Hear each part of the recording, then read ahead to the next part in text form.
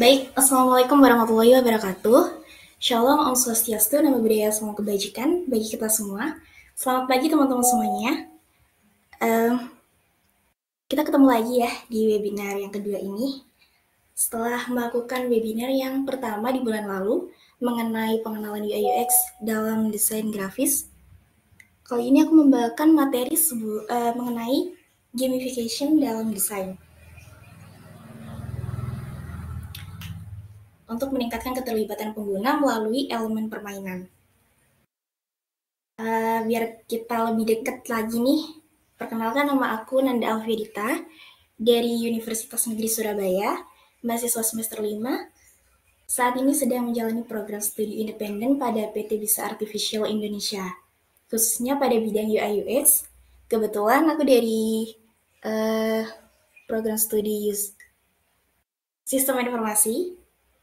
Mungkin dari kalian ada yang dari sistem informasi, kita bisa sharing-sharing ya.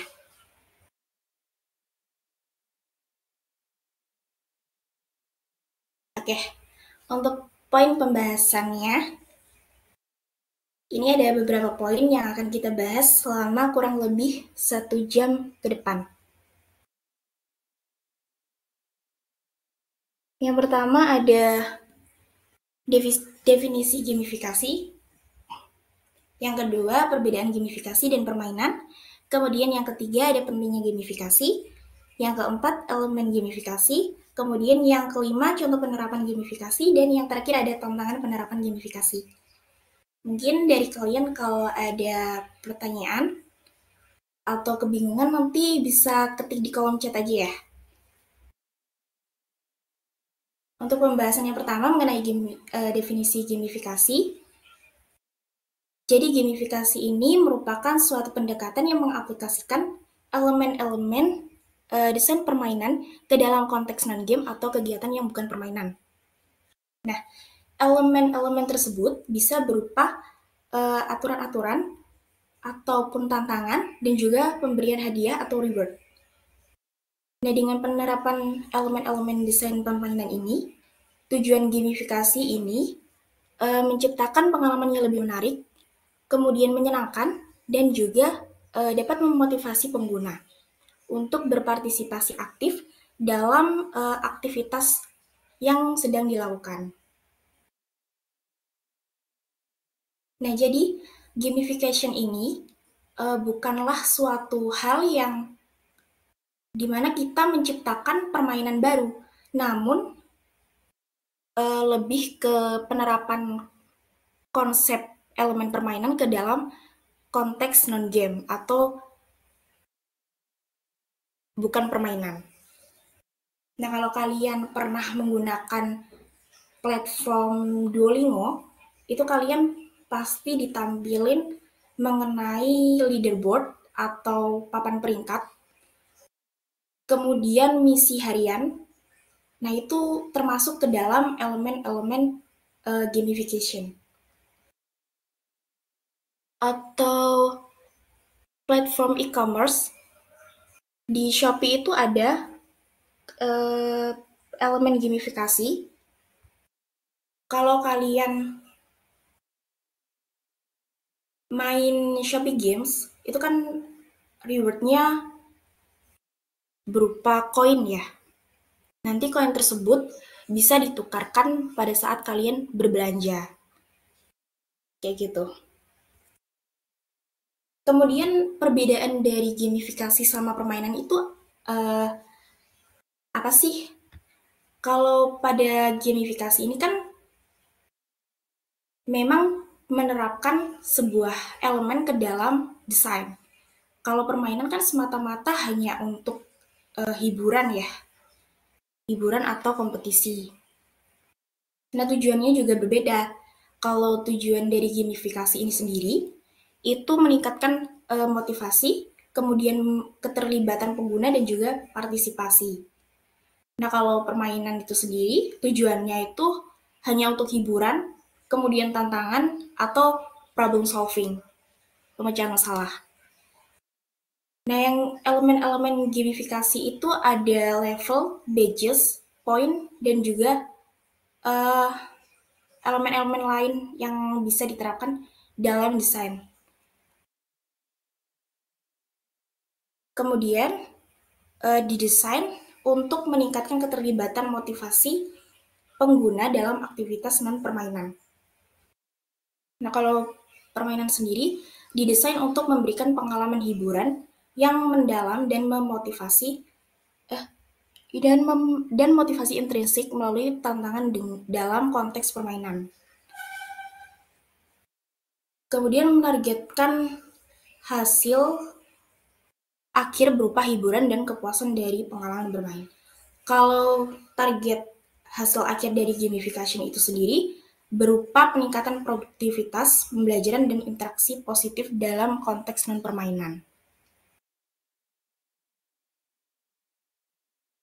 Lalu pentingnya gamifikasi dalam sebuah desain itu apa sih? Nah, yang pertama, meningkatkan motivasi pengguna.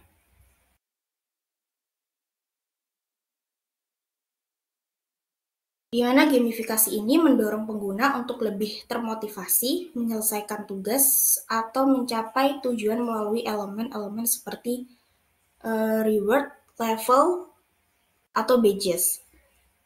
Nah, dengan adanya insentif, pengguna itu merasa usahanya dihargai sehingga mereka lebih semangat melanjutkan. Contohnya, pada aplikasi belajar seperti Duolingo, itu pengguna kan mendapatkan streak harian dan badges untuk setiap target yang tercapai. Seperti menyelesaikan pelajaran selama 7 hari berturut-turut. Nah, hal itu kan mendorong pengguna untuk belajar secara rutin karena mereka tidak ingin streaknya terputus. Kemudian yang kedua, meningkatkan keterlibatan pengguna, di mana gamifikasi ini membuat pengguna ingin terus menggunakan produk atau layanan karena adanya elemen-elemen gamifikasi yang diterapkan di dalamnya.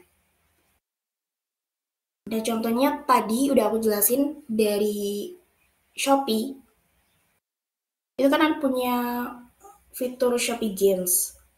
Kalau kalian mainin Shopee Games tersebut, kalian kan pasti dapat reward, sebuah koin. Dari koin tersebut kan kalian kumpulin, bisa kalian gunakan untuk ditukar pada voucher belanja. Lalu, yang ketiga, pengalaman pengguna yang lebih interaktif dan menyenangkan. Dalam elemen permainan seperti leaderboard atau tantangan, itu memberikan kesan bahwa aktivitas yang dilakukan bukan hanya untuk tugas, namun juga untuk hiburan. Nah, itu kan membuat pengguna merasa bahwa mereka itu bersenang-senang sambil mencapai suatu tujuan. Kemudian yang keempat, meningkatkan retensi dan kepuasan pengguna. Dalam menerapkan elemen gamifikasi, itu dapat membantu membuat pengguna kembali menggunakan produk tersebut atau layanan karena mereka dihargai dan dimotivasi. Jadi elemen ini tuh meningkatkan tingkat kepuasan mereka terhadap layanan yang digunakan. Contohnya kalau dalam platform Grab, kalau kalian pernah pakai Grab, itu ada Grab Reward, di mana fitur Grab Reward ini mendorong pengguna untuk terus memesan layanan seperti GrabFood atau GrabBike demi mendapatkan sebuah poin. Nah, poin ini itu dapat ditukar dengan diskon atau promo lainnya. Dengan terus menggunakan layanan tersebut, pengguna kan merasa diuntungkan dan juga merasa puas. Kemudian yang kelima, mendorong loyalitas terhadap produk. Pengguna kan yang menyukai elemen gamifikasi cenderung lebih setia dan terus menggunakan produk yang menawarkan pengalaman menarik. Contoh lagi, seperti Starbucks Reward, itu setiap pembelian pasti diberikan bintang yang bisa dikumpulin, kalau nggak salah kurang lebih 300 ya, 300 bintang. Nanti itu bintangnya bisa ditukar dengan minuman gratis atau hadiah lainnya.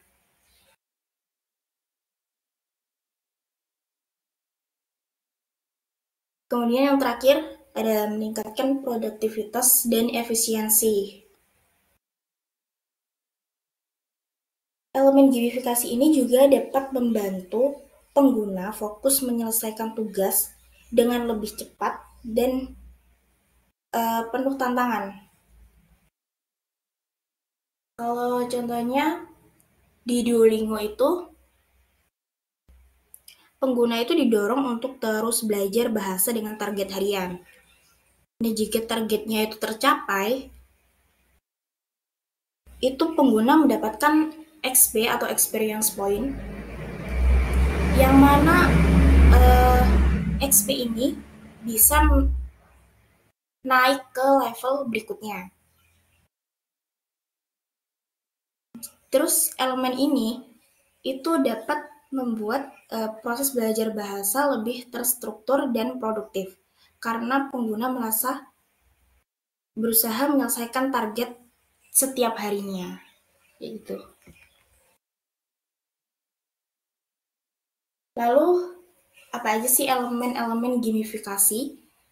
Yang pertama itu poin.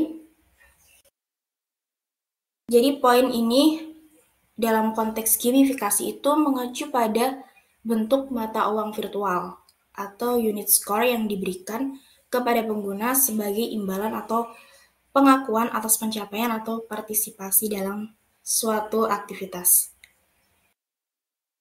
Nah, pemberian poin ini tujuannya itu untuk merangsang perilaku positif, kemudian meningkatkan keterlibatan, dan juga memberikan insentif kepada pengguna untuk terus berpartisipasi dalam suatu platform ataupun aplikasi.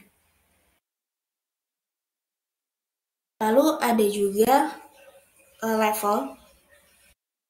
Level ini merujuk pada pembagian pengguna ke dalam tingkatan atau tahap-tahap tertentu berdasarkan pencapaian atau kemajuan mereka dalam suatu sistem. Nah, tujuannya untuk memberikan struktur dan tingkat kesulitan yang bertahap. Kemudian menciptakan rasa pencapaian dan memberikan pengalaman bermain yang lebih mendalam. Lalu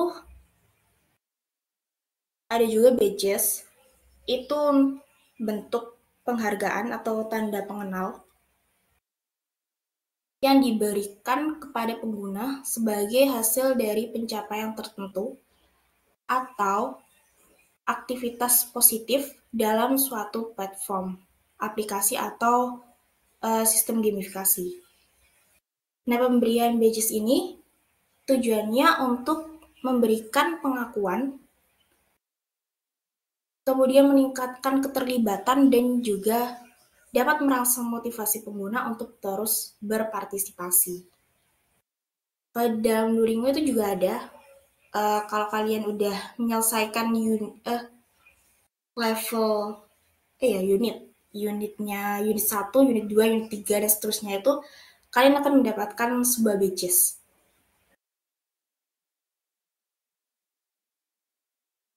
Kemudian ada juga leaderboard atau papan peringkat. Itu menunjukkan pencapaian atau kemajuan peserta atau pengguna di dalam suatu konteks gamifikasi. Nah, fungsinya untuk memberikan visibilitas terhadap performa terbaik, menciptakan motivasi untuk bersaing, dan memberikan penghargaan yang berprestasi. Kemudian yang terakhir, ada misi. Dalam konteks gamifikasi ini merupakan tantangan atau tujuan yang diberikan kepada pengguna untuk fokus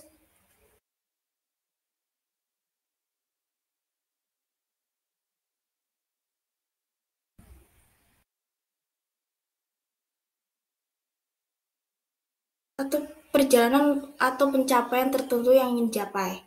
Jadi misi ini memberikan fokus dan arah pada pengalaman pengguna serta menciptakan rasa tujuan dan prestasi. Sebenarnya masih banyak lagi elemen-elemen gamifikasi selain yang udah aku sebutin. Ada juga streak. Kalau di dalam Duolingo itu juga ada. Di dalam aplikasi TikTok itu juga ada streak. Kalau kalian melakukan chattingan, itu kan streaknya nyala. Tapi kalau kalian meninggalkan streak itu dalam sehari, itu mati. Dan harus dipulihkan kembali.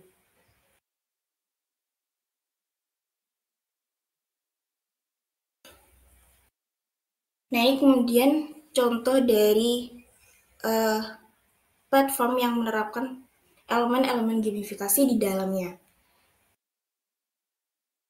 Udah aku sebutin tadi, contohnya dari Duolingo.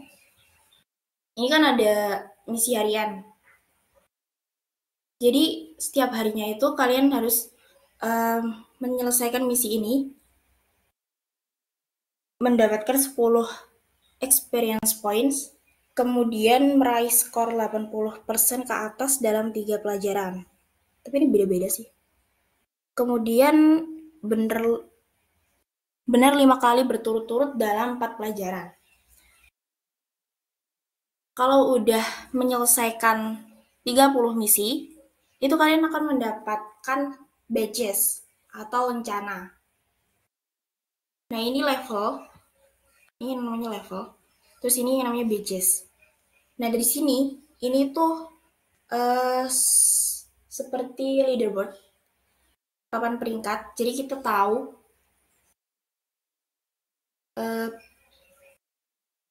kemampuan kita atau peringkat kita dari orang lain itu diurutan ke berapa.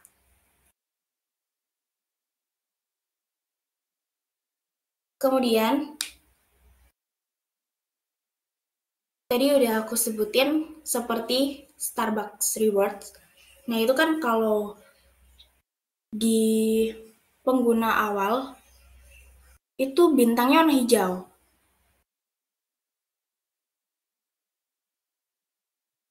Terus kita harus mengumpulkan kurang lebih 300 bintang dalam kurun waktu 1 tahun untuk bisa melanjutkan ke level gold. Nah, rewardnya juga beda-beda. Kalau di level green level ini, rewardnya cukup sedikit.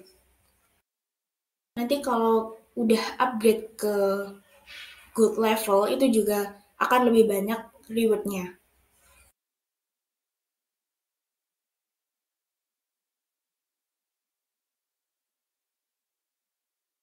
Kemudian selanjutnya tantangan penerapan gamifikasi.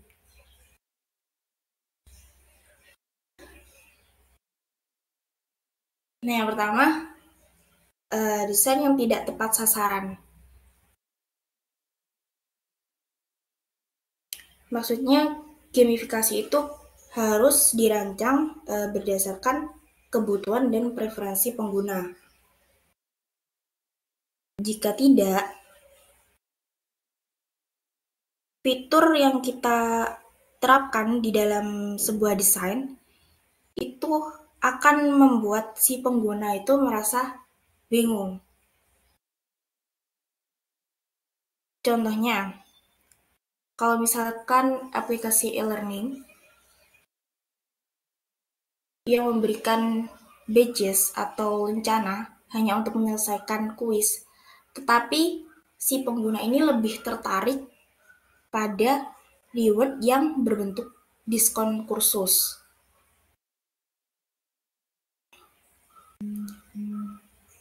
Kemudian yang kedua, over gamification. Kalau terlalu banyak elemen permainan yang dimasukkan, itu bisa mendistraksi si pengguna. Kemudian pengguna juga bisa merasa pengalamannya menjadi terlalu rumit.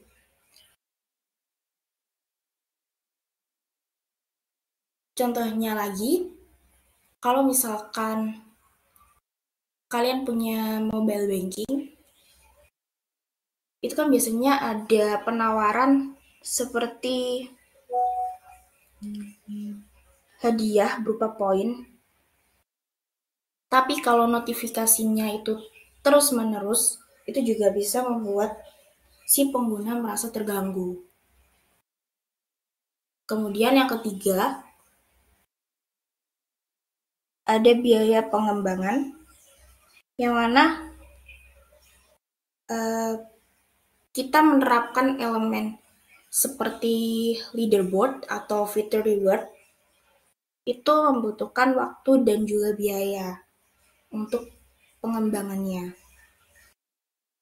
Jadi contohnya, kalau misalkan usaha kecil ingin membuat sebuah program loyalitas berbasis aplikasi dengan sistem poin dan hadiah atau reward, namun biaya pengembangannya tuh terlalu mahal dibandingkan dengan manfaatnya.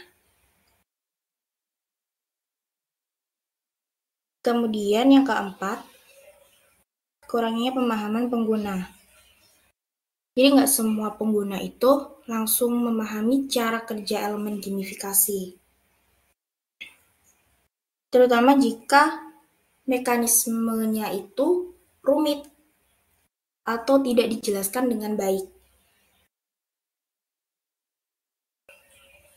Nah, kalau pengguna itu nggak paham cara mengumpulkan atau menggunakan si elemen gamifikasi ini, mereka akan cenderung mengabaikan fitur tersebut. Nah, solusinya bagaimana? Mungkin kalau di platform atau di dalam sebuah desain, kalian bisa cantumin frequently asked question atau help center, itu biar memudahkan si pengguna ketika mereka merasa bingung untuk menggunakan elemen gamifikasi tersebut. Lalu yang kelima, kesulitan dalam mengukur efektivitas. Nah, gamifikasi ini juga dapat meningkatkan aktivitas pengguna. Namun, sulit untuk menemukan seberapa besar kontribusinya terhadap keberhasilan aplikasi. Contohnya lagi, kalau dalam Duolingo, melihat lonjakan aktivitas selama pengguna mengejar streak harian, tetapi pengguna tidak akan kembali setelah streak mereka terputus. Jadi kan pengguna itu ngerasa malas kalau streaknya terputus. Harus mengulangi dari awal lagi. Kemudian yang keenam, mempertahankan minat jangka panjang. Di mana gamifikasi ini sering kali efektif di awal,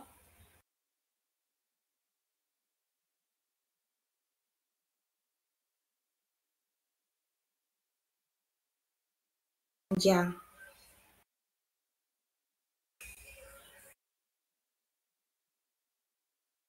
Nah, kalau di Duolingo itu, ini sama kayak streak tadi, banyak pengguna itu merasa antusias mengejar streak harian. Tapi kalau streaknya terputus, mereka akan cenderung berhenti menggunakan aplikasi tersebut atau platform tersebut.